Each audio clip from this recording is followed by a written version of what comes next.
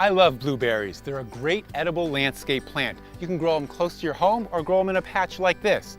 And they're adapted all across the country.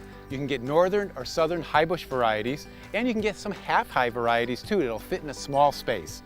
Now blueberries generally are kind of low maintenance. They do like a sandy loam soil that's really well drained. If you have a clay soil you can still grow them, but you want to mound it up and add a lot of organic matter. One thing about blueberries though is that they do need some fertilizer.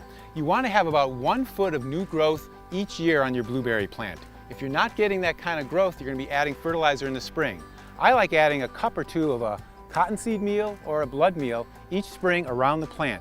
That will add that nitrogen so it really grows well. If you're not getting the new growth that you're looking for, then add a little bit more in the early summer. The other thing you have to watch out for is the soil pH. Blueberries like an acidic soil, or somewhere around 5 on the acid-base scale. So 7 is neutral, 5 is very acidic. You want to add some garden sulfur to your plants in spring and fall based on a soil test so that you can have a nice acidic soil and those blueberries will grow well. If you don't have the pH low enough, you'll get what we call chlorosis on the leaves, and that means the leaves will kind of yellow. So all you have to do is add sulfur to lower that pH. Blueberries don't need a lot of pruning, especially for the first 5 years.